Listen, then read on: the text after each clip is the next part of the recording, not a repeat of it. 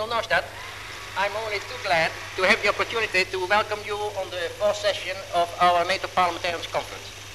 I know, sir, that you have a very vital interest in what we are doing, and I think you coming here today again is to us a very valuable testimony that you appreciate what we are doing for the Atlantic solidarity and Atlantic community. May I give you the floor now, sir?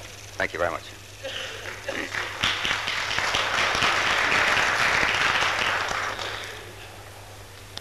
Mr. President, representatives to this NATO Parliamentarians Conference, it's a great privilege for me to be here speaking to you this morning.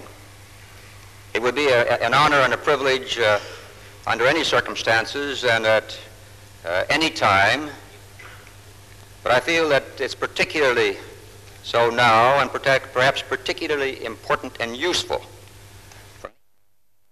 Appear to have no basis in fact, appear to serve no useful purpose. They appear to be careless and in some instances even frivolous. I am impressed with the fact that gathered in this room this morning are the elected representatives of more than 400 million people of the Atlantic Alliance. I'm impressed with the fact that you people are the leaders in your countries, that you mold the opinion of the people of these 15 countries.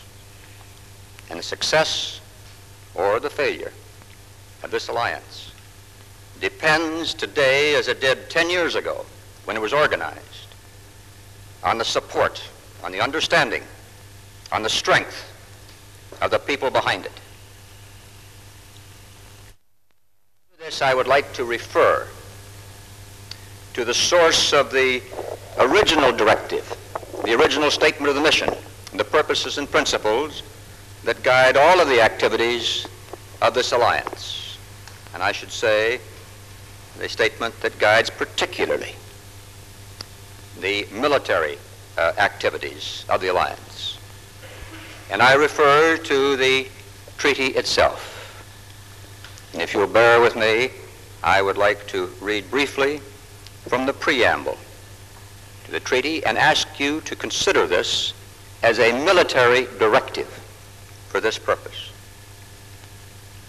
The parties to this treaty reaffirm their faith in the purposes and principles of the Charter of the United Nations and their desire to live in peace with all peoples and all governments.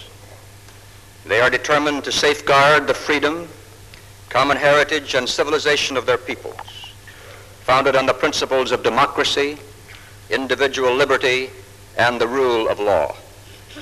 They this possible representation of the organization of the alliance, the organization which was designed and developed to carry out these purposes and principles to which I referred.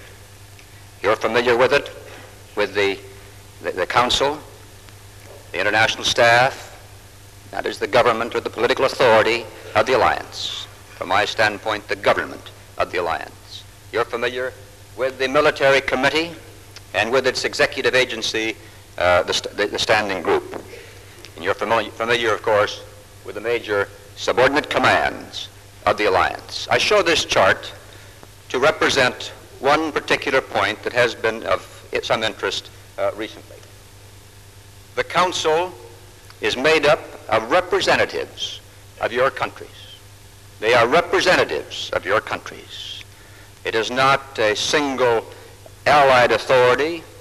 There's not an individual who has what in military parlance would be called a command responsibility. It is a group of 15 representatives charged with the responsibility of presenting the views of your countries.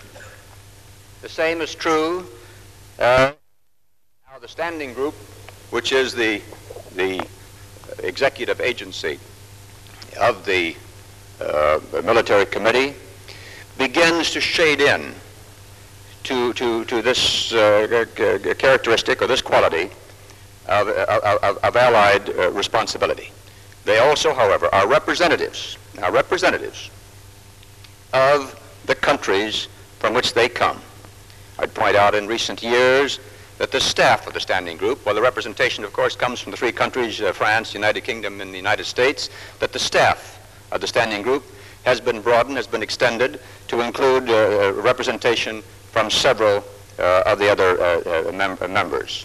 But they are representatives. But they're beginning to blend into the position that we have in the commands. Recently, we changed this somewhat to separate the plans. In addition to that, there is a legitimate requirement for the participation on a staff of this kind, the participation of representatives from all of the countries. It is only in this way that we really unite these people, these forces, and bring them together and create this feeling of belonging to the alliance. So there is some requirement for organizing a staff of this kind to meet this particular requirement. This is minimized, but there continues to be some requirement to do this. In spite of this, they stand.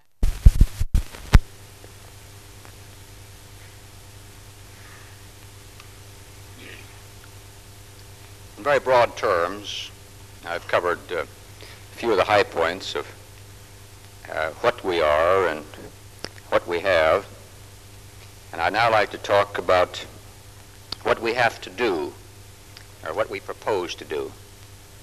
That is our general concept, our policy, our strategy.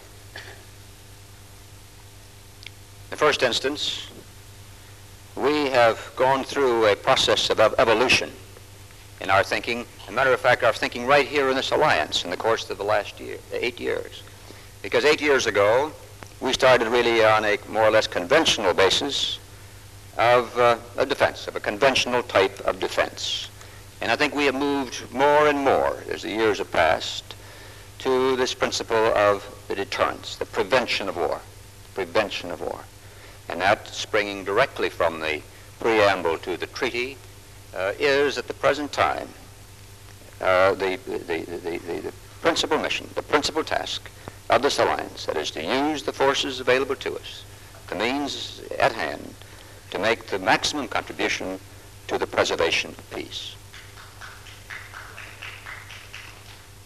Now, I would that this was not satisfactory. We have not quarreled with the size of the forces, with their ability to deliver weapons, which could be considered quite adequate. We have quarreled with the fact that because of their single national characteristic, that they were not necessarily in the proper place, in the proper context, to really make our forces effective. In addition to that, there's something that's been very distasteful to us, and that is the fact that if you have some forces equipped with effective weapons and others with less effective weapons, you have a difficult time maintaining this feeling of common interest and common purpose. As a result of this, we have strongly advocated the establishment of what we can call an NATO atomic stockpile. Last December, it was agreed by the heads of government that there would be established a NATO atomic stockpile. As a consequence of this,